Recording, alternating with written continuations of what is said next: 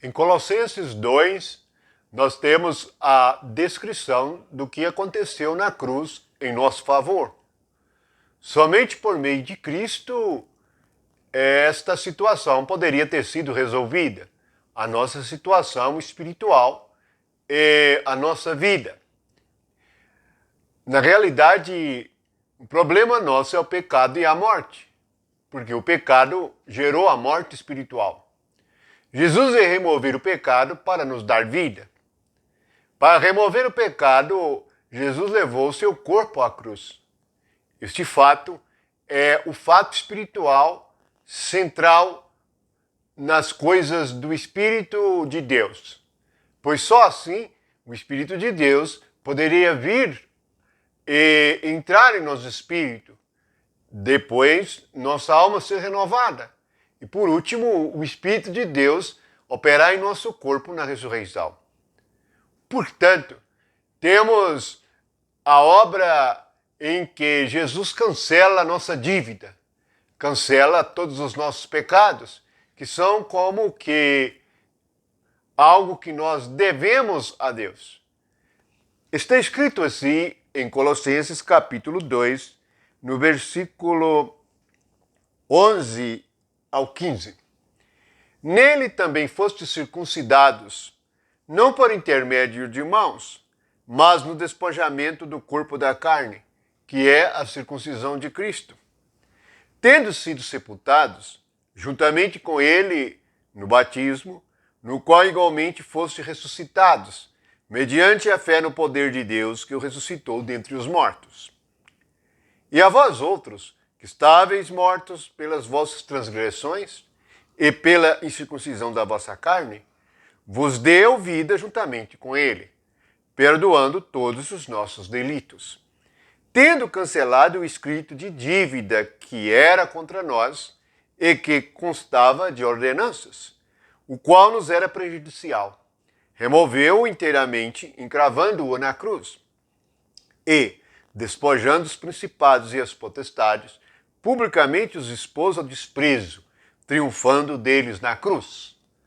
Veja que este triunfo das potestades e dos poderes malignos é por meio da cruz. É ali que o cancelamento da dívida que nós tínhamos acontece e que tira o poder do diabo sobre o nosso corpo, alma e espírito. Este poder somente pode ser exercido, o poder maligno, quando estamos em pecados e delitos e mortos para Deus. Na realidade, o que o morto precisa é de vida. E, portanto, Jesus foi à cruz e cancelou tudo para que pudéssemos, por meio da fé, ser renovados na ressurreição. Este é o centro e a realidade do Evangelho.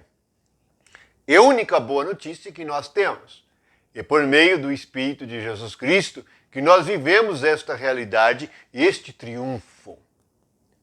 Se você quer triunfar em Cristo na sua vida espiritual, compreenda que não é nada do que você fez, não é nada do que nós fizemos, mas recebemos algo que outra pessoa fez. Recebemos uma obra que não foi nós que fizemos, mas que Deus nos deu porque nos amou de tal maneira. Nos deu o Filho e nele recebemos a remissão dos nossos pecados. Portanto, legalmente agora nós somos de Deus, pertencemos ao Espírito de Deus e temos vida em Jesus Cristo. E nada pode nos separar do amor de Deus que está em Cristo Jesus. Diante deste fato, reconhecemos que não é nenhuma religião estabelecida pelo homem e nada feito segundo a carne, mas algo feito no Espírito eterno de Cristo, para que por meio da sua obra nós pudéssemos ser feitos filhos de Deus. Portanto, nós somos sepultados juntamente com ele. Veja que este fato livra-nos para sempre dos poderes mundanos, do espírito do mundo, que age nas pessoas. Esses poderes são representados por principados e potestades, nos quais e sobre os quais Jesus triunfou na cruz. Então, a maneira de nós triunfarmos é estarmos unidos nesta cruz, nesta morte. Portanto, não façamos a nossa vontade, nem confiemos em nossos pensamentos, porque enganoso é o nosso coração.